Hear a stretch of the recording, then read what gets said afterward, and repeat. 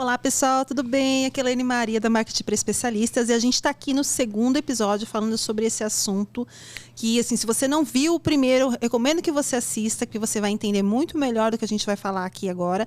E a gente vai continuar falando sobre VSM, né? E o que é VSM? É o valor sexual de mercado. Mas não tem muito a ver com sexo, pessoal. Tem a ver com uma coisa extremamente importante que é posicionamento. Que é como todo mundo quer, né? Se posicionar bem, quer ser bem visto. E é exatamente isso que a gente descobre aqui, principalmente aplicado à questão dos relacionamentos. E comigo está aqui novamente o Wagner Jesus para responder todas essas dúvidas de vocês. Eu prometo me comportar e ficar quietinho, só me atendo às perguntas. Vamos lá.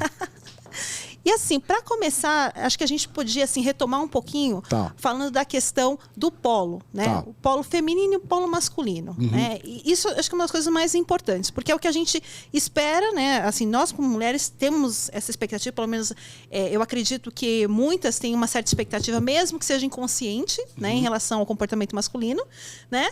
Mas muitas vezes a gente tem essa atitude pela necessidade, como a gente conversou no episódio anterior, né? Então, eu queria que você explicasse um pouquinho melhor o que é isso, por exemplo, num relacionamento. Tá bom. Bom, então é assim, ó, polo masculino e polo feminino, basicamente eu vou usar aqui uma resposta muito esdrúxula, mas para poder ficar claro. Meninos têm pipi, as meninas têm outra coisa. Então, o que é o polo masculino? É o menino usando pipi como tem que usar, fazendo coisa de homem como tem que ser. E a mulher tem que fazer uma coisa de mulher como tem que ser. Então, nada mais quando eu penso em polo masculino e polo feminino, que o polo masculino é o polo onde o homem vai trazer a proteção, vai trazer a provisão, vai trazer o recurso. Então, desde lá de trás, no processo evolutivo, sempre foi papel do homem proteger e procriar. Então, é papel do homem ter atitude, assumir responsabilidade, ele em alguma medida, correr mais risco que a mulher. É só você olhar que a expectativa de vida do homem é 8 anos menor do que o da mulher. Isso já diz muito dentro do processo evolutivo. Ele sempre assumiu mais risco. Não era por nada. Não é porque a biologia dele é pior. Mas é porque ele tinha uma assunção a risco maior mesmo. E vem trazendo isso nos seus genes ao longo da vida, como um todo. Está na pedreira, está no não sei onde, está nos trabalhos mais difíceis mesmo. Então o polo masculino é esse, onde o homem deveria proteger, procriar e cuidar de alguma maneira das condições mais masculinas. Tá. O problema é que quando eu olho no processo evolutivo, especialmente já na emancipação feminina, é que a mulher acabou tendo que assumir esse papel. Então ela acaba assumindo alguns comportamentos que seria do polo masculino. Então, eu vou trabalhar por exclusão. O que é o polo feminino, então? É a doçura, é a delicadeza, é a mulher meiga, é a mulher que é romântica. Eu vejo alguns homens cometendo a idiotice de dizerem que a mulher ou a namorada deles é sensível demais. Socorro, amigo. Você queria o quê? Se você não quer uma mulher sensível, procura um homem. Mas a mulher, a característica de sensibilidade é da mulher. Isso traz uma feminilidade incrível. Se ela chorou, ampara. Entende? Não é porque, não, eu não tô falando aqui nada que é demasiado. Ou seja, ela só é sensível, ela só chora. Não tô falando disso. Tô falando daquilo que é o normal, né? Às vezes ela tá feliz, às vezes ela tá sensível, normal. A mulher, ela passa por uma carga hormonal muito grande ao longo do ano, ao longo do mês, ao longo do dia. E é normal que ela tenha uma sensibilidade mesmo. Então o polo feminino é caracterizado por isso, por uma certa honradez. O homem se preocupa muito com a honradez. Por uma certa carência. A carência sempre foi uma variável que existe desde lá de trás. Ela tinha que escolher um homem, ela queria o melhor, ela não sabia se esse cara ia transar com ela e ir embora, porque era um macho alfa que ia sair e deixar ela com o filho, ia vir o leão, e agora o que eu faço? Entendeu? Então essa carência sempre foi uma condição da mulher. Essa feminilidade, sabe? Essa delicadeza, esse toque mais sutil. Então isso é o polo feminino. E o polo masculino é o contrário disso. O problema é que hoje existe uma inversão. Homens estão cada vez fazendo mais coisas de mulher. Por exemplo, homens muito carentes, que declaram carência. Ó, toda vez que eu ouço um cara vindo me procurar dizendo, eu tô tão carente, cara, aí, mano, já ferrou. Eu falo, putz, cara, vem mesmo fazer mentoria comigo, tá precisando, sabe? Então eu tô muito carente, tô muito sensível, meu emocional tá abalado. É assim, ó, percebe uma certa melancolia? Essa coisa mais melancólica é o cara no polo feminino. Simples assim. E você vê, assim, nessa questão de papéis, você vê que esses papéis, eles podem mudar durante um relacionamento? Eu digo assim, às vezes, o que a gente percebe, no namoro, na conquista era uma coisa, no namoro, aí depois noivado, depois o casamento, aí depois de um tempo de casamento, e aí muitos casamentos acabam não dando certo, né? E será que tem a ver com essa mudança de papel? Eu acho que tem. E a gente acaba se acomodando demais, né? Ó, relacionamento pra mim, ele é uma tarefa do dia a dia. De todos os dias. Porque, vamos lá, né? Não é a coisa mais óbvia da vida. A gente acha que é porque a Disney ensinou a gente. Mas não é. Você traz as suas marcas, o seu marido traz as marcas dele e às vezes traz a prole. Então, eu trago os meus filhos, as minhas crenças, as minhas manias. Você traz os seus filhos, as crenças, as manias. E como é que eu faço para administrar tudo isso? Então, o ponto aqui que eu acho que tem que acontecer o tempo inteiro é uma certa preocupação na manutenção da posição. O que eu vejo é, o cara para conquistar a mulher, ele tá super másculo. Putz, que cara, meu Deus, uau, que homem. Só que depois que ele conquistou ela, o que ele faz? Ele relaxa. Pra não parecer que eu tô falando só do homem, né? Vamos pra menina agora. A menina era super sensível, carinhosa, super cuidava dele. De um dado momento pra frente, ela deixou de fazer. Porque ela cansou. Então, a manutenção da posição é algo que eu acho que é extremamente importante. Porque senão, no tempo, aquilo é fadado a dar problema, ponto. Você acha que talvez esse seja uma das questões principais dos relacionamentos hoje? É a falta, essa atitude. É a atitude de você entender que você tem um papel e que você precisa exercer esse papel no dia a dia. Total. E assim, as pessoas me perguntam, Wagner, cara, esse seu conhecimento de VSM, por exemplo, você se aprofundou e tal, esse conhecimento mais te ajuda ou mais te atrapalha? Cara, eu diria que as duas coisas. Porque uma vez que eu vi, não dá para desver. Uma vez que eu caí diante de um conteúdo, de um tema, que ele é tão impactante, por exemplo, saber o que a mulher é hipergâmica. Quando eu conheço a hipergamia, o que é a hipergamia e o papel da hipergamia na vida biológica dessa mulher, eu não olho mais romantizado para as coisas, porque eu sei que é assim que funciona. A hipergamia, por exemplo, não é uma coisa que aconteceu com a mulher porque ela escolhe, sai de fábrica. E assim, vamos explicar então um pouquinho mais. O que é a hipergamia? Hipergamia eu vou trazer a tradução mais fiel que eu puder aqui. Hipergamia é um conceito dentro de sociologia que diz o seguinte, é a condição da mulher escolher um homem de casta ou de posição superior ao dela. Trocando isso por miúdos, é um cara mais foda que ela. Um cara que ela admira. Um cara que ela olha e fala, uau, meu Deus. E aí desafio você que está assistindo aqui, dá uma parada nesse vídeo, joga aí no Google, Jeff Bezos versus Leonardo DiCaprio. Você vai entender o que eu estou falando. O Bezos no máximo da grana, do poder, o cara mais rico do mundo. Você imagina o que é você namorar com o cara mais rico do mundo? O cara que pode comprar um avião para você agora. O cara que não tem dificuldade de comprar todas as Prada, Chanel, tudo. Imagina o que seria isso. E essa mulher tá com ele numa festa, com esse cara mais rico do mundo, dono da Amazon. Mais de 95 aviões, assim, um negócio bizarro. Eu não tenho noção do que é essa vida. E ela simplesmente vê, eis que surge Leonardo DiCaprio. E essa mulher, quando viu o Leonardo DiCaprio, ela ficou assim, ó. E o cara aqui do lado, o namorado dela, o Bezos. Ela ia fazendo assim, ó. Isso é hipergamia. não tem a ver necessariamente com a quantidade de recursos que você tem. Ainda que o DiCaprio seja um cara muito rico, o Jeff Bezos é o Jeff Bezos. Entende? Mas na cabeça daquela mulher, trouxe uma emoção que ela provavelmente projetou no tempo que ela cresceu vendo o DiCaprio como o queridinho, tipo Tom Cruise, mesma coisa. Sim. Então, e ela, quando ela tá diante dele, ela se encanta lá, uau. Entende? Isso é hipergamia. Então a mulher tá sempre procurando um cara mais foda que ela, maior que ela. E aí o principal atributo que tem dentro da hipergamia, que mantém uma mulher ligada a você ou não, é a admiração.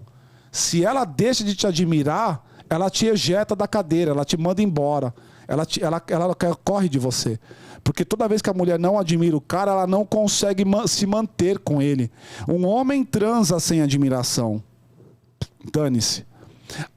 A mulher tem dificuldade de fazê-lo. Ah, não, você tá falando um bosta aí. Os caras mais red pills, né? Não, você tá falando um bosta. As mulheres também transam muito sem admiração. Claro que transam. Eu tô falando daquela condição mais fundante da mulher. Aquela que tá no polo direitinho. Aquela mulher que é a feminina, que quer um relacionamento, que leva a vida de relacionamento a sério, que não trai. Tô falando dessa mulher. Essa, quando ela perde a admiração, não tem lubrificação, não tem tesão, não tem mais nada. Porque ela não consegue se doar para aquele cara. Desde lá de trás, o sexo para a mulher sempre foi um negócio mais risco do que para o homem. Ela está exposta, sabe? Sim. Risco da doença, risco da penetração, do problema, da doença, do filho, da gravidez. Então ela escolhe muito bem o homem para quem ela vai dar esse lugar. E aí, se você está me olhando e você está duvidando do que eu estou falando, vai atrás de pesquisa. Procura por um cara nos Estados Unidos, na Universidade do Texas, em Austin, chamado David Buss.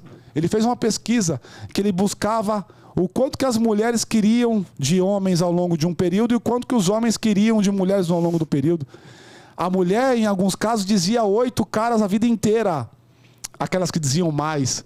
Tinha homens que diziam mais de 1000. Então, para o homem, o sexo é quanto mais melhor. Para a mulher, a escolha certa é melhor. Aquela mulher que eu estou falando que está no polo corretinho, bonitinha e tal. E de certa forma, assim, na sua opinião, né? Aí a gente entra na questão de relacionamentos. A gente vê muito, assim, as dicas, né? Dicas de como conquistar um homem, dicas de como conquistar uma mulher, dicas do que fazer, os 5 passos e tal, né? Como é que você vê essa questão? Assim, você entende que existe um passo a passo, né? Ou isso depende de cada pessoa? Como é que é isso? Eu entendo que tem fundamentos. Então vocês vão me ver falando o tempo inteiro de um fundamento central, um fundamento centrante aí que é posicionamento. Isso é um fundamento, não é um passo. Se você se posiciona bem, a probabilidade dela engatar na tua é muito grande. Porque tem hora que a mulher só quer um cara que se posiciona. Porque isso admira. Ó, quer ver um atributo? Hoje me perguntaram na caixinha de perguntas.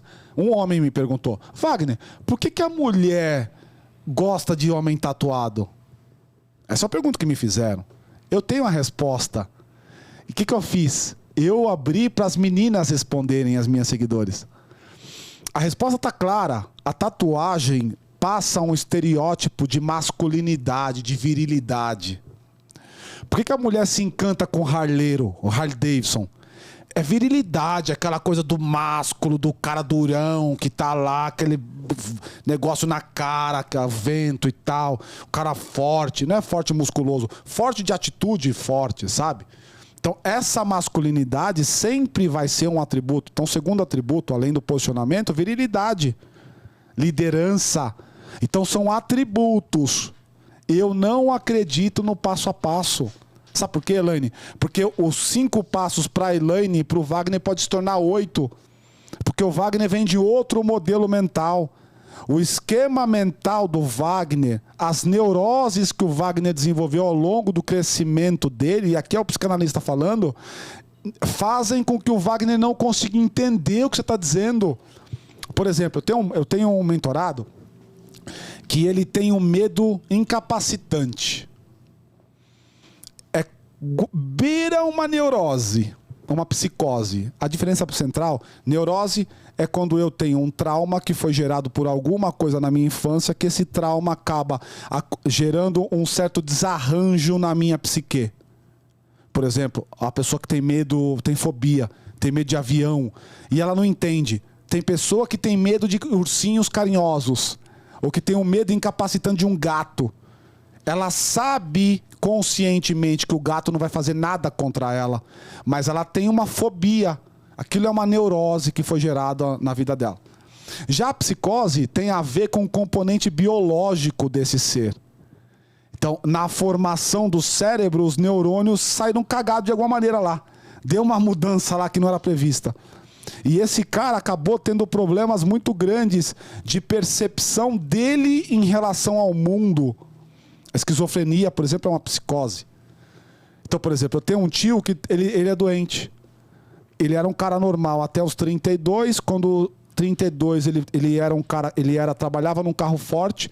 Foi assaltado o carro forte, ele tomou tiros de AR-15, o carão de metralhadora, ficou mal e aquilo pirou a cabeça dele.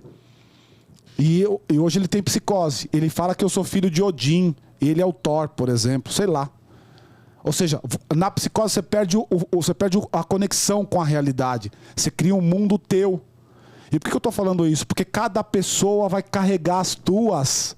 Eu não acredito nos modelos de internet que é compre os 5 passos para você ser o maior influencer do Brasil. Funciona para um público, para o outro talvez não. A minha mulher, ela tem 300 mil seguidores nas redes dela. Ela pegou o meu livro para falar, eu não ganhei nenhum seguidor. Zero. E eu fiz questão de acompanhar. Ela pegou, abriu lá, ela fala sobre comida. O público dela não é igual ao meu. Imagina que tivesse lá uma mecânica, ó. Então dá o seu produto para um influencer, ele vai falar daquele seu produto e você vai sair vendendo. Vendi nenhum, vendi zero. Não dá para garantir, você tem que entender o público, né? Claro. Estou trazendo só uma aqui para poder exemplificar. Então, no fundo, trata-se do humano. Porque pessoas precisam de Deus, é verdade. Seja lá o Deus que você quiser. Mas pessoas precisam de pessoas, entende? Então, no fundo, a minha relação com você vai gerar uma simbiose, uma troca entre eu e você, e isso vai impactar quem nós somos. Então, essa troca é minha com você. Quer ver um exemplo cabal? Puta, lembrei aqui. Pensa assim, ó. Sabe aquele cara que é o cara bonzão de cama? Que ele acha que ele é bom pra caramba. E ele tem um histórico de ter algumas mulheres que ele se tem uma performance muito boa. E aí ele vem de performance muito boa, mas chegou em uma que não deu certo.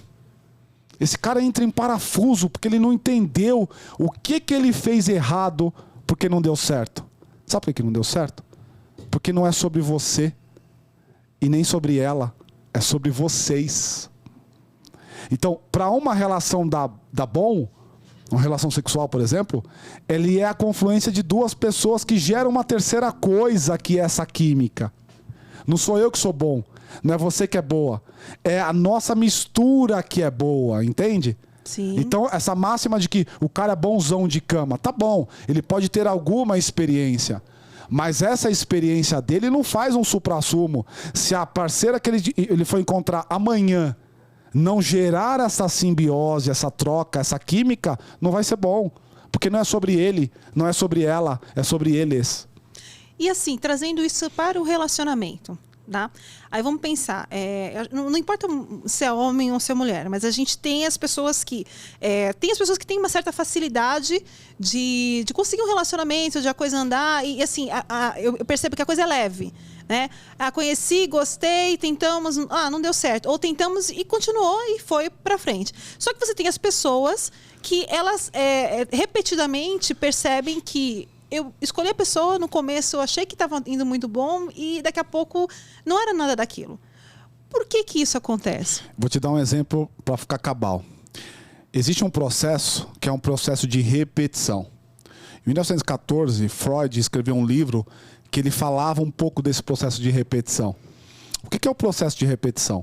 Na verdade, nós somos fruto da escolha inconsciente que acontece na nossa vida.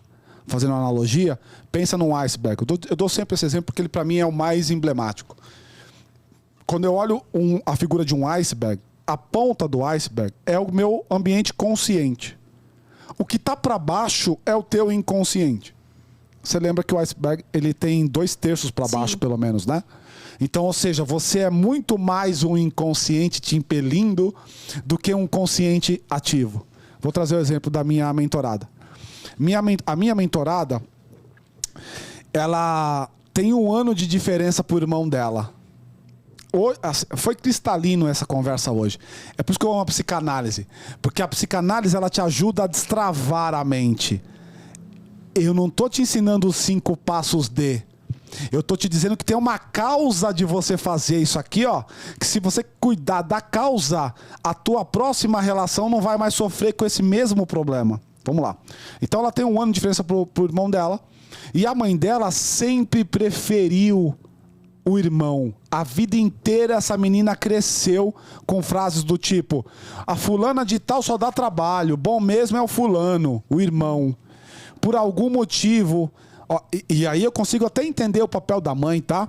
Porque o que aconteceu? A mãe teve a morte do pai no período de gestação, 1 mês para nascer o filho. Nossa. Essa carga emocional da dor da falta do pai, ela jogou para aquela criança, para cuidar bem daquela criança. E aquela criança acabou sendo o tudo dela. Então o afeto que ela gerou com esse filho, por causa da perda que ela teve do pai, impactou a vida de outros. No caso da minha paciente Aki. Então o que aconteceu? Então ela se viu no crescimento dela, tendo o tempo inteiro o irmão ela sendo preterida pelo irmão. Só que ela, hoje, vou correr bastante aqui. Ela falou, eu tenho aversão a que me toque. A que chegue em mim. Eu tenho aversão a toque, eu não quero ninguém chegando em mim. Sabe de onde vem isso? Vem da criança, que ficava largada no berço, porque a mãe, 1 ano de diferença, você sabe, é quase nada. Nada. Os 2, você tem que carregar no colo os 2. 1 ano não é nada. Quando tem poucos meses, você percebe. Mas quando tem 3 ou 4 anos, você já não percebe mais. 1 ano é nada. Então o que ela fazia? A mãe dava toda a atenção para ela. Ela não tinha nem o toque da mãe dela. Porque a mãe dela meio que renegou ela. E só queria o irmão. Hoje, essa menina criou uma aversão ao toque. Porque a forma com que ela experienciou o sentimento foi uma forma muito brusca.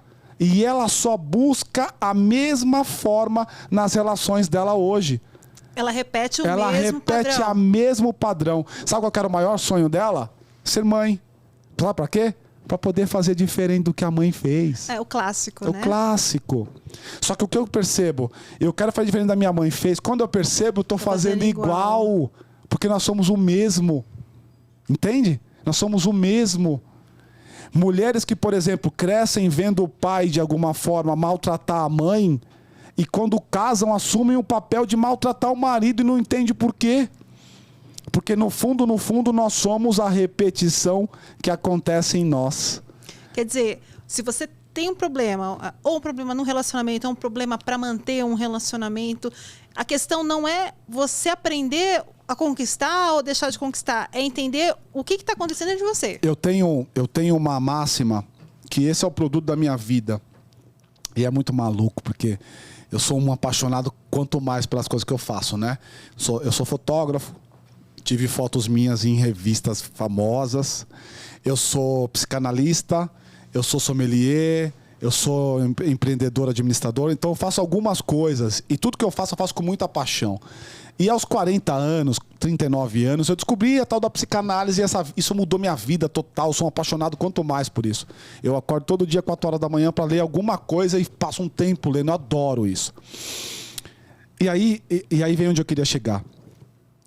O problema é que a gente não entende porque as coisas acontecem. E essa falta de entendimento nosso em relação aos porquês das coisas faz com que nós busquemos cada vez mais pratos prontos, sem entender que existe uma raiz, que existe uma causa, que existe um ponto de partida. E aí eu criei um negócio que eu chamo de destravando a mente. Eu falei disso para poder chegar nisso.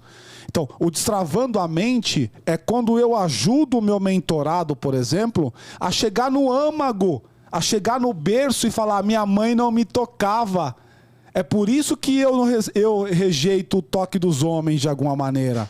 É claro que não é assim, tá? Tem todo um processo para chegar aí.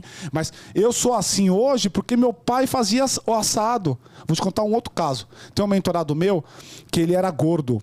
Aos 8 anos de idade, ele se lembra de ser bem gordo. E ele foi jogar uma partida de futebol. E o pai foi ver a partida de futebol. No final da partida de futebol, ele foi até o pai. Tudo que você espera nessa hora é que teu pai, né, te reconheça. Sim. Ó, meu moleque tá aqui, ó. Primeira pessoa que eu imagino, ou uma das primeiras pessoas que ele acabou de tirar a carta. Sabe o que ele fez? Ele mandou a foto do aprovado pra mim. Ele tem uma expectativa inconsciente que seja para que eu faça alguma coisa. Então esse meu paciente, ele estava jogando, no final o pai chega nele e fala assim: você é um bunda mole. Eu fiquei com vergonha de você. Porque ele era gordo, então ele não tinha desenvoltura no negócio. Então o que aconteceu? Esse moleque travou. Toda hora na cabeça dele vem a frase bunda mole. E sabe o que ele fez? Cresceu. E aí ele tomou uma decisão naquele dia. Ele falou assim, ó: a partir de hoje, tudo que eu fizer... Eu até me arrepio, cara. Tudo que eu fizer, eu vou fazer muito bem feito. Eu vou ser o melhor. Meu, o moleque é um avião. Não, o moleque tem 35 anos. Trabalha numa grande empresa, viaja a porra toda pra lá e pra cá. É um cara super esbelto, bonito, tá? Bonito e tal. Só que ele casou com uma mulher. E essa mulher caga na cabeça dele. Mas assim, absurdamente. A ponto de ter sexo 3 vezes por ano. Nossa. Ela demora 4 meses pra transar com ele. Aí eu virei pra ele e perguntei pra ele: cara, por que você... como é que você faz? Você trai ela? Porque, cara, você é um cara bonito, você é um cara que tem um cargo legal. Deve ter a mulherada atrás de você. Ele falou: irmão, eu nem olho pro lado. Lembra que ele prometeu pro pai que ele ia fazer tudo certinho? Só que olha o ciclo de repetição virtuoso na vida. Então, o que ele faz com ela? Com ela, de fato, ele é um bunda mole. E ele se vê bunda mole. Então ele olha e fala assim, ó: aqui eu queria que você colocasse isso assim. Sei lá, uma definição dos dois. Ele falou: Wagner, eu não consigo falar mão pra ela. E toda vez que eu não falo não pra ela, eu, olhando pra mim, eu me vejo bunda mole. Só que eu não sou assim com mais nenhum lugar. Com ela eu sou um bunda mole. Olha o papel, a importância de você entender a individualidade. Entende, Helene? Então, não adianta você ficar a fórmula mágica dos 3 passos para ele. Não vai funcionar. Tem um troço lá na vida dele travando ele chamado bunda mole. Que ele vai ter que ir lá, acessar, viver a emoção daquele lugar, liberar o perdão e tocar a vida. E seguir para outra coisa. Porque aquilo é uma trava na vida dele. E essa trava é impelida pelo inconsciente. Ele não pensava no bunda mole até a gente fazer a sessão. A lembrança do bunda mole aconteceu em tempo de mentoria comigo. Ele não lembrava disso. Ele falou: puta, lembrei de uma coisa aqui. Ali. Dali pra frente a bunda mole fez sentido. Por quê? O teu cérebro, o que ele faz? Freud dizia que assim, existem alguns mecanismos de defesa. Eu falo muito de Freud porque Freud é o grande pai da psicanálise, né, cara? Eu adoro as loucuras que aquele cara escrevia na época que ele escrevia. Então ele fala assim, ó: se você vai passar por uma situação de forte emoção, que o teu ego, que é um ser dentro de você, ele imagina que você não vai aguentar a pressão, o impacto, o que eu vou fazer? Esse ego pega essa informação e joga para o inconsciente, para ela sumir. Isso chama-se recalque em psicanálise. Não é o recalcada do funk. É o recalque. É pegar uma informação do consciente, jogar para o inconsciente. O problema é que o recalque ele não é perfeito. E o objeto que foi recalcado, ele continua vivendo lá no teu inconsciente. É por isso que você sonha. O sonho você não entende, que sonho maluco que eu tenho. Então aquilo continua acontecendo. Mas quando você jogou aquilo pro inconsciente, ele vem fragmentado. E às vezes um fragmento daquele caiu na tua vida. Então era uma coisa que foi recalcada, que foi esquecida no inconsciente, só que você vê em outra área da tua vida, que não tem nada a ver com aquela primeira. o futebol do pai do bunda mole. O futebol do pai do bunda mole, porque ele era gordinho, virou uma mulher que manda nele, que ele não gosta de estar naquele lugar, que ela não está atendendo ele, provavelmente deve estar traindo ele, e ele simplesmente é o bunda mole porque ele não sabe o que fazer com aquela informação. Olha a importância de entender as travas, os porquês, de onde vêm as coisas. Então, assim, o que a gente percebe? Né? Que tudo vem da gente, né? Vem da pessoa. Então, se a pessoa percebe que ela tem... eu acho que a primeira coisa que você falou, de você reconhecer isso, né? Se você não está numa situação que você gosta de estar naquela situação... E aí, eu acho que não é só no relacionamento, é na vida em geral, né? Na família, no trabalho. Exato. E tal. Você está numa situação que você não gosta, primeira coisa é entender como você está se posicionando naquela situação. Pra você ter noção, tem uma coisa muito legal. Isso aqui que você falou me atinou para uma coisa. Às vezes, o meu mentorado, ele vem me chamar e ele me chama para uma que na psicanálise a gente fala de sintoma aparente, o sintoma consciente. Ou seja, Wagner, tô com um problema. Qual o problema? Cara, eu não consigo avançar na empresa. Eu sou muito bom, muito boa, mas eu não consigo ser promovido. Vou dar um caso concreto. Ontem chegou para mim um menino, 29 anos, ele falou, ele tá em TI, tá ganhando bem pra caramba, mas o mercado de TI assedia demais os profissionais de TI. E ele virou para mim e falou assim, cara, eu já participei de 17 processos, eu não passei em nenhum. Os últimos 17, olha como é importante o detalhe, ele tá contando. Por que esse menino tá contando a derrota? Aí eu perguntei para ele, em quantos você passou? Ele não sabe o número de quantos ele passou na vida. Mas a derrota ele sabe. Olha o componente inconsciente atuando ali. Entende? Então, muitas vezes, a gente está passando por uma condição inconsciente que está me impelindo a fazer coisas numa dimensão da vida que está impactando todas as outras. Então, me chegou uma mulher dos seus 44 anos, trabalha numa grande empresa que se eu falasse aqui todo mundo saberia qual que é, ela tem um nível de gerência, e o problema dela foi assim, eu não quero mentoria para relacionamento, meu relacionamento tá bem, eu quero mentoria para business, é porque como eu tenho esse background de business, então muitos que eu recebo é para business também. Aí ela virou para mim, eu falei assim, que legal, e começamos a conversar. Cara, ela veio para mim com esse problema, copo com água, tudo bem? Claro, sintoma aparente, consciente. Copo com água. Cara, no final do negócio, quando a gente começou a investigar, o copo com água virou fone de ouvido preto. Não tem nada a ver uma coisa com a outra. Vou explicar para ficar claro. Ela veio com a necessidade de crescer na profissão. E me disse, qual que foi a primeira coisa que ela me disse? Que o meu relacionamento está bem. Certo? Esquece o relacionamento. Ela falou, quase que ela estava me dizendo assim, cara, não quero mexer na caixa preta. Isso é o próprio inconsciente dizendo, tá? Não vem mexer aqui, vai me gerar dor, vai me abrir ferida, que eu não quero. Começamos a conversar. Sabe como é que é o relacionamento dela? Há 8 anos ela vive com um marido que eles não são mais marido e mulher, estão na mesma casa. Ela está há mais de 5 anos sem transar. Lembra que estava super resolvido? Percebe, Elaine? Percebe a interconexão entre as dimensões da sua vida? A gente pensa de maneira bem bobinha que eu posso ser um cara monstro no trabalho e um fracassado na pessoal. Ou posso ser muito bom na pessoal e um fracassado no trabalho. Não é assim. O medo que está no Wagner é o mesmo medo que vai me impedir de eventualmente tomar uma decisão no trabalho e também na vida pessoal. É claro que não é exatamente assim, porque no trabalho a gente usa uma persona, tá? Mas é o mesmo cerne do problema. Que se eu não ataco o problema, eu fico fingindo que eu estou tendo resultados e respostas diferentes das que são verdadeiras, entende? Sim. E não é assim.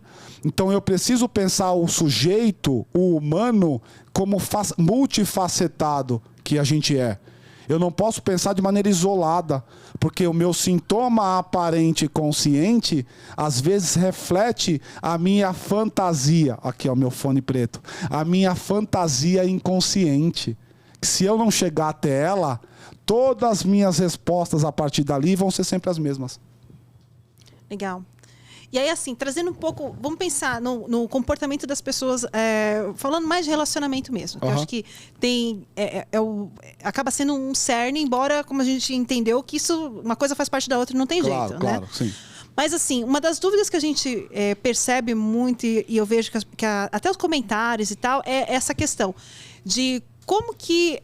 vamos pensar de mulheres e vamos pensar de homens, né? Aí você me diz se é a mesma coisa ou não.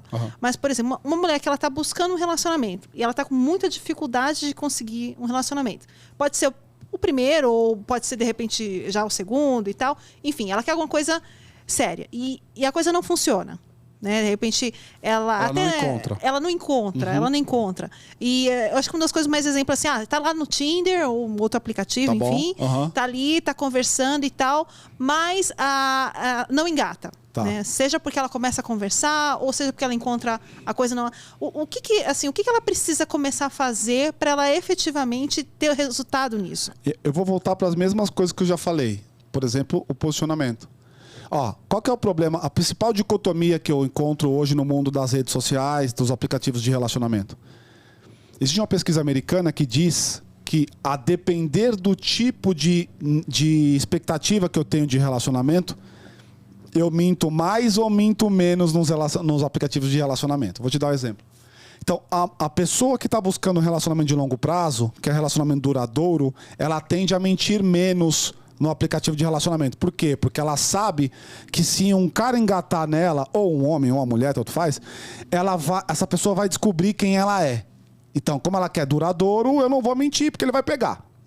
Ao passo que o cara que quer curto, ou o cara ou a mulher, que quer curto prazo, leia-se uma noite de sexo, a probabilidade de mentir é muito maior. Então, em geral, mulheres mentem, a mesma pesquisa mostra que, em geral, mulheres mentem com relação à sua aparência. Olha os filtros. Olha tem um meme na internet que eu acho ótimo, que é a mulher no TikTok e ela na vida real. O cara filma ela na vida real e mostra a foto dela no TikTok. Parece outra pessoa. Isso é muito comum acontecer. É mais do lado feminino isso é muito. O homem também tem, tá? Mas é mais um lado feminino mesmo. Então as mulheres, quando mentem nos aplicativos de relacionamento, elas mentem em cima disso. Já os homens mentem tamanho, status, e mentem qual tipo de expectativa de relacionamento que eles querem. A pesquisa mostrava, aqui no Brasil a gente não tem muito isso, mas uma coisa que é muito importante em outros países, quando eu penso em aplicativos de relacionamento, é a mulher quer que o homem coloque qual expectativa de relacionamento ele quer na bio. Vocês, mulheres, leem a bio. O homem não lê a bio, o homem vê só foto. Então, se o cara coloca muito bem ali o que ele quer de expectativa de relacionamento na bio, a chance dele conseguir a mulher é maior, porque fica claro, entende? Então, voltando para a tua pergunta. Em geral, o que é importante acontecer nesse ambiente aplicativos de relacionamento? É você se posicionar muito bem. Porque não adianta você entrar na onda do mundão, da narrativa, do que está acontecendo, e você vai ter os mesmos resultados do que está acontecendo. Então, por exemplo, a internet é palco de peito e bunda, a gente sabe disso. Para a mulher posta muito o corpo. Por quê? Porque o atributo central valorado, e está escrito nisso aqui, o atributo central valorado pelo homem é a beleza. Então eu vou lá e posto o corpo. Mas ao postar corpo, quem que eu atraio? Compradores de corpo. Não é compradores no sentido literal, tá? Quem está buscando corpo. Sim. Eu atraio quem está buscando corpo. O cara de alto valor que não quer corpo, quando ele vê a mulher colocando só corpo, ele corre dela. Porque ela é risco para ele. Vamos trabalhar agora o outro lado para não parecer que eu estou falando só mal das meninas. O que é o homem na internet? É ostentação pura. Ele mostra os vinhos que ele toma, as bebidas que ele toma, porque são as caras, os baratos ele não posta, mas o cara ele posta. Ele posta o carro que ele tem, e aí é sempre muita felicidade. Que é assim, tô lá com o meu carro, às vezes capota baixada, uma BM, não sei o quê, e tá lá cantando, super feliz e tal. E você olha a thread do feed dele, o feed ali embaixo, é só ostentação. Por quê? Porque existe uma máxima no mercado das relações que um dos principais atributos que a mulher mais valora é a grana, por causa da provisão. Em alguma medida mas não é exatamente assim, tá? a atitude, a mulher vai valorar mais a atitude do que o dinheiro, muitas vezes. Então, o que ele faz? Quando ele posta só ostentação, quem que ele encontra? Compradoras de ostentação. Sim. Aí ele começa a sair com as meninas que só querem grana, só querem curtição. E ele se apega a elas. Normalmente as que estão no pico do VSM. Porque elas sabem quando elas estão no pico do VSM. A probabilidade de uma menina dessa encontrar o tiozão da lancha é muito maior. É só você ver que tipo de mulher está dentro da lancha do tiozão da lancha. Sim. Todas sempre peitudas, maravilhosas, gostosudas, o caralho, lindas. Elas estão lá. Por quê? Porque quem está apostando ostentação arruma compradoras de ostentação. E aqui então reside a maior dicotomia dos relacionamentos da vida. Homens querem uma coisa, mulheres querem outra coisa. O problema é que a mensagem que eu estou passando para o mercado sexual é uma mensagem que está mentindo, enganando o próprio mercado. Porque eu entrei na narrativa, ou seja, eu sou mulher, eu não gosto muito de postar foto, mas eu vejo que toda mulher fica postando foto, eu vou lá e posto muita foto. Quando eu faço isso, eu afasto o cara de valor. Eu sou o cara, eu não gosto de postar tentação, mas eu vejo que todo mundo está postando, eu vou lá e posto tentação. Quem que aparece? As compradoras de ostentação. Entende? Faltou o que por trás? Para poder voltar na minha origem. Posicionamento. Eu conquisto uma mulher pelo que eu sou, não pelo que eu tenho. O que eu tenho me ajuda a formar quem eu sou. Mas o principal atributo é quem eu sou. Que postura você tem? Eu te falo com alguma segurança. Eu conheço muitas mulheres que preferem apostar um cheque em branco num cara com atitude, pensando que vai ter visão de médio e longo prazo com ele, vai ter dinheiro lá na frente, do que pegar um cara que tem dinheiro agora sem atitude zero. Não, isso faz todo sentido, a questão da atitude, né? Muito. E realmente, porque a atitude não é só... assim, primeiro, a atitude que fez com que ele tivesse o que ele tem. Primeira coisa. Segundo, que a atitude é o que vai manter ele com as conquistas que ele tem. Exato. Às vezes não é a atitude que fez ele ter o que ele tem, porque às vezes ele ganhou de mão beijada de uma herança, por exemplo. Então, a mulher valora isso, tá? Se tem uma coisa que vocês olham... E eu fico testando você aqui nas minhas respostas, porque o seu corpo fala. Então, quando eu dou a resposta que eu estou percebendo que é verdade, você me dá uma resposta fisicamente.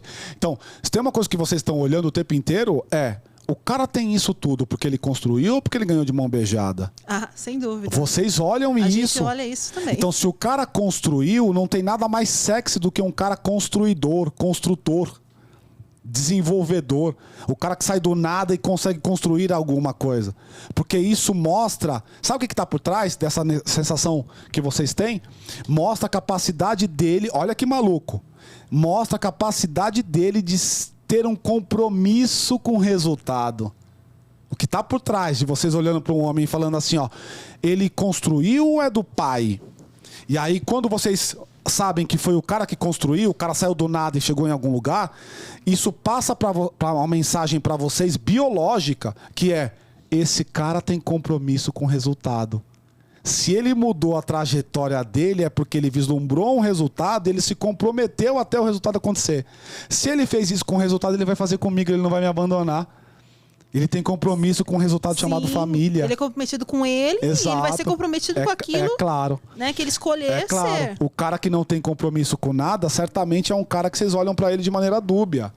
E vocês percebem. O problema que eu também percebo, que aqui poderia ser uma outra pergunta, um outro tema, que é, por exemplo, a carência da mulher hoje faz ela aceitar muita coisa que não funciona. Perfeito. E como é que você acha que funciona isso? Assim, vamos entrar. Esse é um assunto extremamente importante, né? A questão da... Como é que a gente pode falar como isso funciona e como é que a mulher pode perceber que ela está fazendo isso com ela mesma? Assim, ó, a percepção ela é meio clara quando a mulher passa, então, a se observar e ela começa a perceber que ela está sabotando os próprios conceitos dela. Vou te explicar o que eu estou dizendo. Quando uma mentorada vem para mim e ela conta o caso dela, normalmente ela já mesmo sabe a resposta para a cena que ela está vivendo. Mais ou menos assim, ó. Tem uma menina, tem uma mentorada minha, que ela é namorada, tá quase entrando num relacionamento, já tá 5 meses com o cara, eles moram em estados diferentes. Tem que pagar uma grana aí, porque ela mora lá pra cima da Amazônia, lá, então o negócio é difícil, é caro essa relação para poder encontrar, né? E ela vive um negócio que, assim, esse cara dela posta o tempo inteiro, ele tá curtindo foto de bunda de mulher, inclusive as da ex-mulher. Ela entra no perfil da ex-mulher, toda foto que a mulher posta de biquininho, bumbumzinho de fora, ele vai lá e mete um like. E ela percebe que ele dá like em todas as fotos de mulher pelada. Pelada não, né? Mulher com autoexposição. Só que o discurso dele é um discurso de quero me casar, você é importantíssimo, caramba, 4, tal. E aí ela olha pra ele e ela vê o tempo inteiro ele ostentando. Tá lá postando a foto da BMW dele, conversível, e não sei o quê, e muita felicidade, muita bebida. Ela tá vendo tudo isso. Só que mesmo ela vendo tudo isso, ela quer acreditar pela carência no que ele está dizendo. Então a dica é, acredite no que você está vendo, sabe? Cuidado para você não se permitir, se deixar levar pela carência numa situação que você já sabe que não vai dar certo. Porque aquilo está aparente para você. Às vezes não está, mas a maior parte dos casos que eu atendo está sim. Então, se observe. Agora, se você está nesse lugar de encontrou um cara que está lá vivendo aquela coisa e tal, e a tua carência te sabota, só tem um caminho para você. Vai destravar a mente. Porque a probabilidade de você virar uma mulher salvadora e repetir o tempo inteiro o mesmo tipo de homem bosta é gigantesco. É gigantesca a possibilidade. Pode perceber na tua memória aquelas amigas, parentes, pessoas que você conhece, que elas vivem repetidamente o mesmo tipo de homem merda. E o contrário também. O homem que vive o mesmo tipo de mulher merda, que trai ele e tal. Ó, pode buscar. Normalmente um cara que ele é traído numa relação, ele é traído na segunda, ele vai ser sempre traído. E ele percebe, e isso machuca ele. Porque fere a hombridade, fere a masculinidade. Com certeza. É por isso que o homem se mata, muito mais que mulher. Só para você ter noção, se eu pegar um levantamento que foi feito pelo IPEA em 2017, no IPEA não, no SIM, que é o Sistema de Informação de Mortalidade, você vai perceber que morreram, os números, se não for exatamente isso, é próximo disso, morreram 13.046 pessoas em 2017, levantados por suicídio, tá? Suicídio. Desses 13.046, 78, quase 79% eram homens. Você pode assumir, então, que esse cara estava sendo traído? Não, isso é uma assunção idiota. Mas você pode pensar algumas coisas. Por exemplo, o homem trata muito menos as questões emocionais do que a mulher. O homem, ele se preocupa muito menos com a saúde, ele se sente muito mais envergonhado de chegar na frente de um cara ou de uma pessoa e falar: meu, eu acho que ela tá me traindo. Oh, eu sou viciado na pornografia. Oh, cara, eu sou virgem. Coisas que eu já ouvi. Cara com 30 anos, virgem. O cara que é casado, viciado na pornografia, ele encontra um mecanismo de mentira para a mulher, para poder deixar a mulher em casa à noite e ir para swing, para coisas desse tipo. O ser humano é sobre isso, cara. É complexo. Muito complexo. Complexo. Cara, quando você quando você vê o mundo de informação que eu recebo nos meus mentorados, cara, assim, você fala assim, cara, o mundo da Disney tá só na Disney, a vida real é isso aí.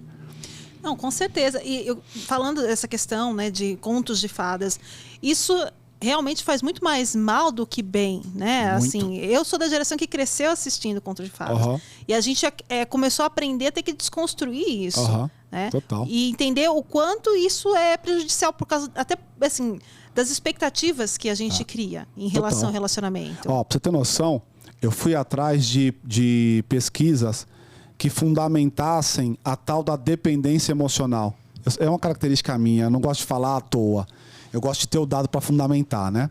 E eu caí num estudo que esse doutorando lá, ele fez um levantamento de todas as publicações oficiais, pessoas que se dedicam à psicologia social, tal, entendendo o que é o equilíbrio emocional. Meu, foi um deleite ver aquele estudo, cara. Puta merda.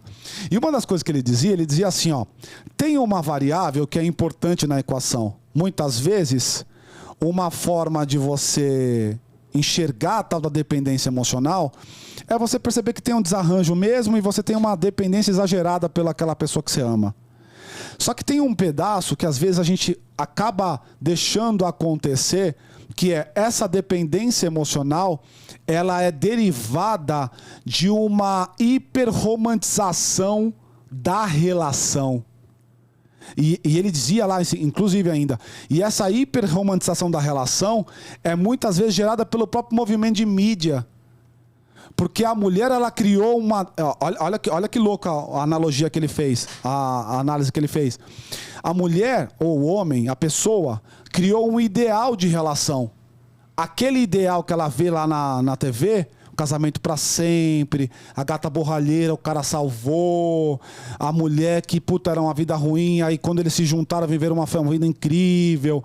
Quando ela olha para aquele lugar, ela idealiza. Como ela idealiza demais aquilo, quando ela tem uma pessoa na frente dela, ela se apega muito, porque ela quer viver aquele ideal de relação. Acontece muito com os homens, tá? Especialmente os homens betas que estão numa condição de quase que pedintes pela mulher. Então, como ele tem um ideal de relação, ele faz de tudo. Só que ao fazer de tudo, ele acaba se esquecendo de si mesmo. Então, e ele acaba se anulando. Por quê? Por uma influência de uma hiperromantização de um casamento que ele viu ao longo da vida, causou nele uma necessidade de estar com o outro que culminou numa dependência emocional. Entende? Não, é assim, faz todo sentido. Isso da dependência emocional, junta isso mais a carência, né? Você começa a ficar naquele redemoinho ali. Total. Ou de se apegar demais num relacionamento, ou de tentar todo relacionamento achar que vai ser o conto de fadas. Exato. Né? E de achar que vai ser o conto de fadas, muitas vezes está aparente, cristalino para você que não. Mas você quer tanto viver o conto de fadas, porque a máxima que eu falo o tempo inteiro é assim, ó. Se eu sou uma princesa, cadê meu príncipe? Sim. Eu quero um príncipe, porque eu sou uma princesa. Se eu sou um príncipe, tem as meninas que brincam, chamam de princeso. Se eu sou um príncipe, um princeso, cadê a minha princesa? Só que elas não existem, eles não existem. E quando eu caio na vida real, tem cheiro ruim. Saca? É. Não tá sempre arrumado. Não é um conto de fadas, não é um mar de rosas. Aí o que eu faço? Eu me submeto, porque eu não quero perder aquela oportunidade. É o homem que está sendo traído por ele mesmo, traído pela mulher com ele mesmo, e ele permite. Por quê? Porque é melhor permitir isso do que assumir para mim, para a sociedade, para os meus filhos, para quem seja, que aquilo não deu certo, que aquilo foi fracassado, bem entre aspas aqui. Porque a dor do fracasso, a dor da não aceitação, a dor de não ter levado a cabo aquilo que você sonhava demais, o que você idealizou, é tão, muitas vezes, mais impactante do que a minha hombridade de não permitir que isso aconteça. Então eu tapo os meus olhos, finjo que não estou vendo, para poder manter um conto de fadas. Quantos casais vivem uma relação maravilhosa nas redes sociais e que na vida real não é? Assim, por exemplo, falando dessa questão de tapar o buraco, tentar fingir ser uma coisa que não é. Então, a gente tem o homem alfa e tem o homem beta. Claro. Né? E o que a gente percebe assim, ninguém quer ser o beta. Né? Todo mundo quer ser o alfa. Claro, né? claro. Enfim. Só que é um processo natural, não é? Não é da evolução, é o que existe. Mas você fala que tem um outro que fica ali no meio, que é o keeper. Exato, keeper. Né? Como é que isso funciona, assim, para o homem, para a mulher? Como é que é essa questão do keeper? O alfa é o cara que lidera. Vou só dizer quem são os dois para dizer quem está no meio. O alfa é o cara que lidera, tem alta dominância, tem muita atitude, tem poder e recursos, tem muito conhecimento e é um cara que está sempre assumindo, em alguma medida consciente, risco, mas que está sempre avançando. É o cara firme. O outro lado é o beta, que é sempre liderado, que não tem muita atitude, que não tem muito poder e recursos, e quando ele encontra uma mulher, ele se apega muito rapidamente a ela, porque ele sabe que ele trabalha sob a ótica da escassez. O alfa trabalha na ótica da abundância. Você não me quer, Elaine? O seu problema é seu. Tem 50 que me quer lá fora. Não é exatamente assim, tô tornando caricato, mas é assim, tá? Já o beta não. O beta, com a Unikit, com a minha única, não, eu tenho que me apegar a essa mulher, pelo amor de Deus, é tudo na minha vida. Ele trabalha com a escassez. Se eu não tiver, eu quero morrer. Se eu não tiver, eu me jogo do ônibus, sei lá o que. Quer dizer, o poder está... no caso do alfa, quem tem o poder é ele. No Isso. caso do beta, quem tem o poder é ela. É ela. Então, assim, ó, numa relação, quem mais tem poder é quem menos precisa do outro. Entende? Parece bizarro o que eu tô falando, mas em qualquer tipo de relação é assim. Pensa no trabalho. Numa relação, quem mais tem poder é quem menos precisa do outro. Ah, eu sou funcionário, mas eu sou um funcionário tão foda, que se a empresa me perder, ela vai deixar de faturar tantos milhões. O poder é teu. Você só não usa. Sacou? Ah, tô numa relação, mas eu sou um cara tão foda, o VSM tão alto, que se ela olhar pro lado, ela perdeu. Então ela fica, meu Deus, eu não posso perder. Porque se eu perder, tem um montão, tem uma fila lá fora querendo autógrafo. Entende? Então é isso. Numa relação, quem mais tem poder é quem menos precisa do outro. Agora, vamos voltar pro keeper. Então, se de um lado eu tenho o líder, o foda, do outro eu tenho o liderado, o melancólico, o sofredor, em algum momento da civilização, no processo de civilização, a sociedade construiu um cara para sanar uma necessidade da própria sociedade. Quem é esse cara? O keeper. Que sociedade era essa? Nós estamos falando do processo já do sedentarismo, onde as pessoas começam a ficar, plantar, etc. E elas começam, então, a gerar relacionamento entre elas. Olha, se eu estou ficando, então, pelo sedentarismo, com a mulher, nasceu um filho. Nasceu um filho, nossa, que bonitinho que ele é. Olha que lindinho. Amo ele, criei afeto. Olha, se eu criei afeto, eu estou preocupado, então, com a minha produção. Plantei, então os meus grãos, que eu colhi 10, eu vendi 7, 3 ficou estocado. Se eu estou com 3 estocados, eu tenho, a palavra não é essa, mas vou usar essa, herança. Ué, se eu tenho herança, será que esse próximo filho é meu? Porque se ele não for meu, essa mulher vai dar esses meus 3 grãos aqui para esse cara, para um filho que não é meu. Aí entra uma sociedade construindo um cara moral. Um cara que construiu a sociedade como a gente tem hoje. O keeper, ele é a construção da sociedade porque ele traz os 2 componentes no mesmo homem. E por definição, o keeper não dá certo porque ele é disfuncional. Na medida em que ele é o alfa, o cara foda, e ele tem que ser o beta, quando ele é o beta, ele diminui o VSM do alfa. E ele vive numa dicotomia gigantesca. Então, para quem está assistindo aqui, quiser entender o que eu estou falando, dá uma olhada numa série no Netflix chamada Sex Life. Sex Life conta a história de uma mulher que ela é casada com um cara bonitão, que tem bom trabalho, parece que tem grana e o caramba 4, mas ela vive a vida inteira dela pensando no cara que ela teve na faculdade, em Nova York. E ela passa a série inteira desejando aquele cara. Aquilo é... O marido dela é o keeper. É o cara que provê o recurso, é o cara que em alguma medida lidera, é o cara que tem atitude, é o cara que ele tece cuidados parentais, ou seja, ele cuida da mulher e do filho, mas ele é o cara apaixonado, mas ele é o cara extremamente apegado, mas ele é o cara que talvez não seja o cara mais viril. Lá na série tem até casos em que o cara brocha, o cara não consegue fazer ela ter o orgasmo e tudo mais. Então, ele tem que ter também um componente mais beta. Esse cara foi o cara que construiu a sociedade como nós temos hoje. Ele construiu as leis, a moral, aquela coisa toda. É o cara moral. O problema é que esse cara foi o cara mais incompreendido da vida. Sabe quando? Quando a mulher começa a se emancipar. Porque ela olha pro keeper dela e fala assim... Eu não quero mais saber desse porra. Ah, sai daqui. Agora eu já ganhei minha grana. Porque a principal função dele, que era manter... Isso. Ela agora... Agora ela não precisa mais dele. Ela já faz, né? Agora ela já faz. Então agora ela já tem poder, ela já tem acesso. E esse cara que tava lá em casa cuidando dos filhos... Ah, vai se ferrar. Não quero mais saber de você. É claro que não é exatamente assim, porque naquela época a repressão que se tinha em cima do divórcio era muito grande. Até hoje mas era muito pior lá atrás. Mas é um pouco do movimento que começa a acontecer. E outra coisa que começou a acontecer é, toda vez... Porque, vamos lá, até o Keeper aparecer na equação, não existia relação. O homem não foi programado para aquele negócio chamado casamento, relacionamento e tal. Então, agora ele aparece, ele é construído.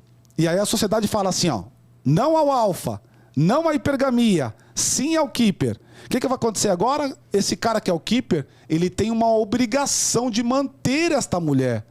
E quando ele não consegue manter a mulher e os filhos, ele começa a ter tilt. Começa a se matar. Porque ele não conseguiu honrar o compromisso dele. Lembra que o principal atributo dele é a moralidade. Ele é o cara que construiu a moral, os bons costumes, a família, não à poligamia, não ao adultério, não. Entende? Isso é bem sério, né? Assim, porque parece que nesse lugar eles perguntam, né? Qual é o meu papel? Como eu me posiciono? Porque ele é dual, né? Então, e o que eu faço? Eu fico mais alfa, né? Fico mais beta? Ele é dual. Uma coisa que é importante a gente deixar claro aqui, todo homem vai carregar os dois componentes, ponto. Então, eu, meu pai, o teu marido, o teu filho, todos os homens têm um pouco de alfa e um pouco de beta. O problema é que, normalmente, uma das duas características sobressai. Então o cara, quando ele é alfa, quando ele é beta mesmo. Você percebe que tem as duas coisas no cara. O cara que não tá travestido, né? O cara real, né? O cara que entendeu porque viu numa palestra no TikTok e aí o cara entendeu que ele é alfa. Não é desse que eu tô falando. Então, de alguma maneira, esse cara, a gente traz as duas coisas dentro da gente. O problema é que eu tenho que passar agora a ser os dois. E não dá para ser os dois. É difícil demais negar. Uma das duas coisas você vai ter que negar demais. Se é a masculinidade alfa, a virilidade, então eu não posso ter todas as mulheres. Existe uma pesquisa que diz o seguinte: por que os homens traem? Normalmente um homem trai à procura de diversidade sexual. Ponto. Ele não está procurando um romance. Ele está procurando uma parceira sexual. Porque era assim desde sempre. O cara que traz o gene alfa, ele queria procriar. Várias, passar semente. Só que agora não pode. Então se você trair, se você adulterar, você vai preso. Você vai perder patrimônio. Tem problema. Algumas culturas o cara até morre, né? Outras são liberadas geral, né? Em algumas culturas a mulher que pode ter muitos homens. Então, depende. Tem uma questão cultural aqui por trás. Não estou negando essa questão. Então, de alguma maneira, esse cara, ele tem que refrear os seus instintos. Do outro lado, é o beta, que é o beta clássico. Agora eu tenho que ter atitude. Agora eu tenho que ter dinheiro. Como é que eu faço? Aí eu me imbuo de uma outra personalidade que não é a minha. E muitas vezes, sabe o que eu viro? Eu viro um violento. Muitas vezes eu acho que ser alfa é ser grosso, é ser duro demais, é ser tosco. Porque todo cachorro que morde é o cachorro inseguro, não é o cachorro seguro. O cachorro seguro não morde. O que morde é o inseguro. E assim, falando disso, como é que você, assim, pra gente concluir, né? Uhum. Você recomenda, por exemplo, pra pessoa entender um pouco mais, né? Ler o seu livro, o que ela vai encontrar no seu livro para começar a entender esses conceitos e começar a aplicar na vida? Olha, eu diria que assim, o meu livro é um pedaço da equação. Eu acho que o meu livro acaba trazendo para as pessoas uma visão dentro das ciências sociais dessa questão evolutiva e esse comportamento que eu estou chamando de comportamento de posicionamento alfa mesmo, de VSM. Então, o meu livro, eu tenho uma preocupação muito grande, sempre tive, de fundamentar as coisas. Tanto é que eu tenho um capítulo inteiro falando de onde vem o conceito da antropologia, as coisas que eu falei por aqui. Então, uma visão fundamentada Você quer fundamentação? Meu livro. Além da fundamentação na antropologia e nas ciências sociais como um todo, na sociologia também e tal, eu também trago muita pesquisa que eu fui atrás, especialmente no mercado americano. Vocês vão ver que é tudo lá, que tá tudo em inglês, porque é de lá que a gente não tem muito dado. Então eu trago muita pesquisa para fundamentar muita coisa. Por exemplo, o papel dos apps de relacionamento nas relações, por exemplo. Então eu fundamento muita coisa ali. Então esse é um caminho. Um outro caminho que eu acho que é muito importante, se você está passando por uma dor e você está buscando esse conteúdo porque quer sanar uma dor, cara, vai fazer autoconhecimento, vai buscar o autoconhecimento. Vai entender quais são os seus gatilhos, vai entender quais são as suas travas, sabe? Se você se vê dentro de um processo repetitivo que te causa dor, que não é legal para você, vá trabalhar isso.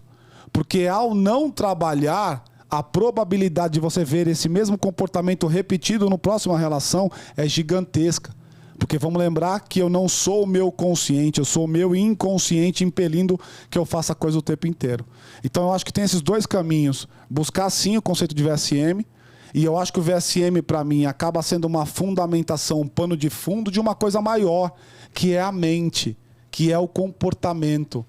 É por isso que eu não gosto da fórmula mágica. É por isso que eu não vou ficar cagando regra de tipo, só retorne a ligação dele 4 horas depois que ela mandar para você, ou vice-versa.